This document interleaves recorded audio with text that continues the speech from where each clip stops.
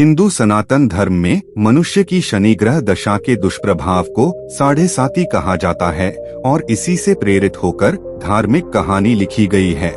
मुझे पाठकों से आशा है कि यह शनि की दृष्टि की कहानी आपको जरूर पसंद आएगी। काजल नाम की एक लड़की अपने पति के साथ एक अपार्टमेंट में रहती थी। काजल का पति राहुल एक सॉफ्टवेयर कंपनी में टीम लीडर के पद पर था। राहुल बचपन से ही बहुत आध्यात्मिक था, लेकिन उसके उलट उसकी पत्नी काजल बिल्कुल नास्तिक थी। वह ज्यादातर रंगीन दुनिया में जीने की चाहत रखती थी, जिसे वह आज के हिसाब से सही समझती थी। हालांकि इस बात को लेकर दोनों के बीच में कभी भी कोई अनबन नहीं थी। दोनों अपने जीवन में बहुत खुश थे। एक दिन सुबह सुबह राहुल टीवी में धार्मिक कार्यक्रम देख रहा था, जिसमें साढ़े साती सेठ सती काल के बारे में बताया जा रहा था। उसी समय काजल चाय नाश्ता लेकर आती है और राहुल के बगल में बैठकर चाय पीने लगती है और थोड़ी ही देर में वह राहुल से चाय पीते हुए कहती है, क्या सुबह से बोर कर रहे हो? और उसी समय टीवी का रिमोट उठाकर चैनल बदल देती है। राहुल को काजल का बर्ताव अच्छा नहीं लगता। वह काजल से कहता है, क्या तुम साढ़े साती की महादशा के बारे में कुछ जानती हो जो तुमने उसे बकवास समझ लिया? धर्म की बातें समझने के लिए आस्था लगती है, लेकिन तुम तो बिल्कुल नास्तिक हो। लेकिन तुम्हें किसी और की भावनाओं को तकलीफ देने का हक नहीं है। काजल को राहुल की बात से ग्लानि महसूस होती है और वह राहुल से माफी मांगते हुए वही शनि भगवान का कार्यक्रम टीवी में दोबारा से लगा देती है। राहुल काजल को बहुत प्यार करता था। वह मुस्कुराते हुए कहता है, अरे कोई बात नहीं, चलो आज शनि मंदिर चलते हैं। वैसे काजल को मंदिर जाने में कोई दिलचस्पी नहीं है, लेकिन वह राहुल का दिल रखने के लिए मंदिर जाने को तैयार हो जाती है। दोनों एक साथ बाइक में मंदिर पहुंच जाते हैं। मंदिर के आसपास बहुत सी छोटी छोटी दुकानें लगी होती है। दुकानों में भक्त अपनी अपनी पसंद की चीजें खरीद रहे होते हैं। राहुल प्रसाद खरीदकर मंदिर की तरफ चलने लगता है। वही सीढ़ियों पर एक बाबा काले कपड़े पहने बैठे हुए थे। राहुल उनके कटोरे में कुछ पैसे डाल देता है और काजल के साथ मंदिर चला जाता है। मंदिर में शनि भगवान के दर्शन करने के बाद पुजारी से प्रसाद लेकर दोनों सीढ़ियों से नीचे उतरने लगते हैं और जैसे ही वह नीचे आते हैं, वही बाबा काजल को देखकर कहते हैं, बेटी अपना ध्यान रखना। काजल बाबा को प्रणाम करके राहुल के साथ घर आ जाती है। दरअसल बाबा बहुत तेजस्वी थे। उन्होंने काजल को देखते ही महसूस कर लिया था कि उनके ऊपर शनि की दृष्टि पड़ चुकी है, जिससे उसका साढ़े साती सेठ सती शुरू हो चुका है और उसके जीवन में संकट के बादल घिर गए हैं। काजल के घर पहुंचते ही उसके सर में दर्द होने लगता है। काजल राहुल से कहती है, आप थोड़ा मेरे लिए चाय बना लीजिए, मेरे सर में बहुत दर्द है। राहुल काजल के लिए चाय बना कर ले आता है। राहुल को ऑफिस जाना होता है, इसलिए वह तैयार होकर जल्दी निकल जाता है। काजल घर के काम खत्म करके दोपहर को सो जाती है। शाम को राहुल अपने ऑफिस से घर आता है। काजल तब तक सो ही रही होती है। राहुल काफी देर तक दरवाजा खटखटाता है, लेकिन काजल गहरी नींद में थी। उसे दरवाजे में किसी की आहट सुनाई नहीं दे रही थी। राहुल काजल को फोन लगाता है। फोन की घंटी सुनकर काजल अचानक नींद से जाग जाती है और जैसे उसे पता चलता है कि राहुल दरवाजे पर खड़ा है, वह जल्दी से जाकर दरवाजा खोलती है। राहुल काजल से प्यार से पूछता है, क्या कर रही थी? इतना टाइम क्यों लग गया? काजल आंख मीचते हुए कहती है, पता नहीं कैसे इतनी ज्यादा नींद लग गई कि आपकी आवाज सुनाई ही नहीं दी। राहुल अपना सामान रखकर बाथरूम में फ्रेश होने चला जाता है। उसी समय राहुल के मोबाइल में एक मैसेज आता है। काजल की नजर अचानक मोबाइल पर पड़ती है। उसमें दिल के निशान के साथ प्यार भरा संदेश दिखाई देता है। मैसेज संदेश देखते ही काजल के रोम रोम में आग लग जाती है, क्योंकि वह अपने पति से बहुत प्यार करती थी और यदि वह बेवफा निकले तो उसे बर्दाश्त नहीं होगा। काजल की आंखों से आंसू निकल आते हैं। उसी समय राहुल बाथरूम से बाहर निकल आता है। काजल तुरंत उसका फोन रख देती है और अपने आप को काबू में करके अपने कमरे में चली जाती है। वह सोच रही थी कि अगर राहुल उसे खुद इस मैसेज के बारे में बताएगा तो ठीक है, नहीं तो वह इसके बारे में कभी बात नहीं करेगी और उसकी जिंदगी से हट जाएगी। दोनों के प्यार को ग्रहण लग चुका था। 7.5 काल ने काजल को अपनी गिरफ्त में ले लिया था। काजल का स्वभाव बदलने लगा था। वह अपने पति पर शक करने लगती है, जिसके चलते उसके रिश्तों में दरार आ चुकी थी। कुछ दिनों के अंदर दोनों के बीच में झगड़े होने प्रारंभ हो जाते हैं। राहुल काजल को समझाने की बहुत कोशिश करता है, लेकिन काजल के दिमाग में वही मैसेज घूम रहा होता है।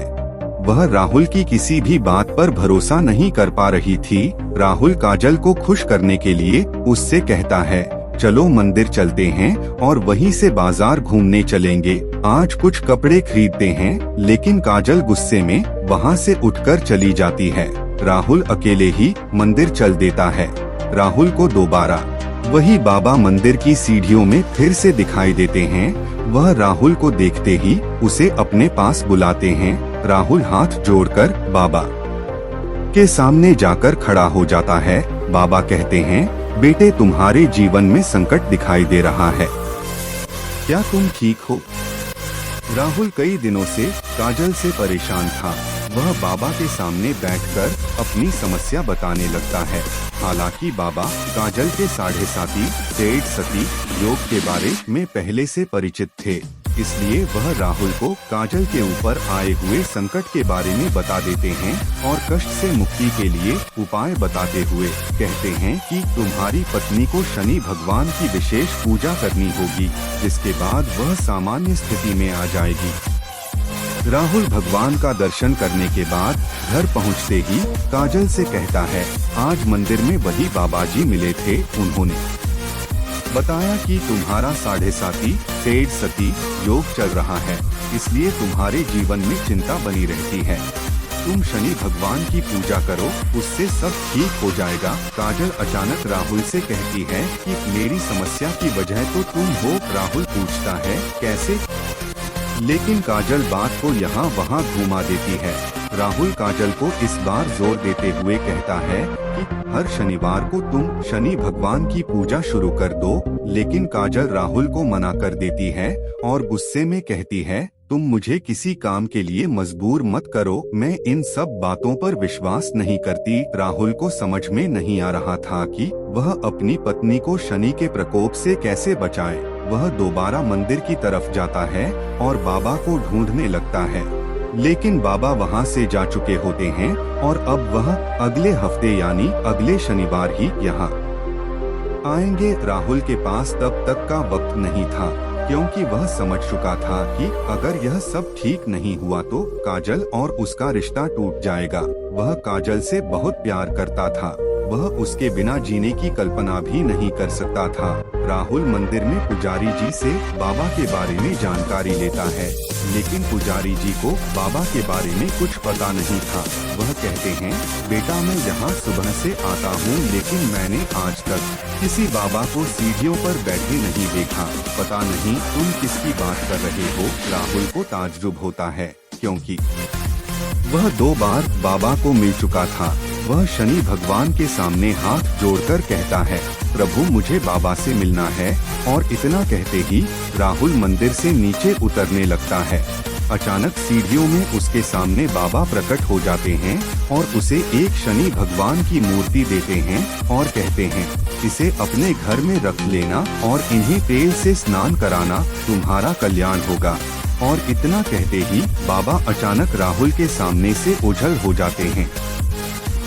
राहुल को समझ जाता है यह कोई साधारण बाबा नहीं बल्कि तेजस्वी आत्मा है। राहुल अपने घर पहुंचकर शनि भगवान की मूर्ति स्थापित कर देता है। राहुल जैसे ही वह मूर्ति को तेल से स्नान कराता है, काजल पीछे से आकर जोर जोर से चिल्लाने लगती है और कहती है, खुद चरित्रहीन होकर ये ढोंग मत करो। अपनी गलती छुपाने के लिए तुम शनि भगवान का सहारा ले रहे हो। अपने आप को आईने में देखो तो पता चलेगा कि तुम कितने घटिया इंसान हो। काजल की इतनी अभद्र बातें सुनते ही राहुल के पैरों तले जमीन खिसक जाती है। उसने उम्मीद भी नहीं की थी कि काजल उससे कभी इस लहजे से बात करेगी। राहुल शांत स्वभाव का था। वह काजल को शांत करते हुए पूछता है, क्या हुआ काजल? आराम से बात करो। काजल तुरंत उसका मोबाइल लाकर वही मैसेज उसके सामने रख देती है। राहुल काजल से पूछता है, यह क्या है? काजल तुरंत कहती है, तुम बताओ यह क्या है और कौन है जिसने तुम्हें यह मैसेज भेजा है? राहुल काजल की बात सुनकर मुस्कुराने लगता है और कहता है, अरे पागल, यह मैसेज उस लड़की ने मुझे नहीं भेजा था, बल्कि कंपनी में काम कर रहे मेरी टीम के एक लड़के ने उस लड़की को भेजा था और उस लड़की ने मुझसे उसकी शिकायत करने के लिए वह मैसेज मुझे फॉरवर्ड किया था। यह बात सुनते काजल का दिमाग शून्य हो जाता है। उसे कुछ समझ नहीं आता। वह जमीन पर बेसुध होकर बैठ जाती है। राहुल उसके बगल में बैठकर उसका हाथ पकड़कर पूछता है, क्या तुम इतने दिनों से इस मैसेज की वजह से मुझसे झगड़ा रही हो? तुम पागल तो नहीं हो गई? एक बार मुझसे पूछ तो लिया होता। मैं तुम्हारे अलावा किसी और लड़की के बारे में सोच भी नहीं सकता। काजल जोर जोर से रोने लगती है और राहुल के गले लग जाती है। अनजाने में ही सही, लेकिन शनि भगवान की कृपा से काजल को 7.5 सेठ सती योग से छुटकारा मिल जाता है। दोनों के जीवन में फिर से खुशियों को न्योता मिल चुका था। शनि भगवान के विराजमान होते ही दोनों के बीच झगड़े की वजह ही समाप्त हो चुकी थी और उनके जीवन में खुशियों ने फिर से दस्तक देना शुरू कर दिया था और दोनों के जीवन के कष्टों की समाप्ति के साथ ही धर्म की यह कथा समाप्त भी हो जाती है।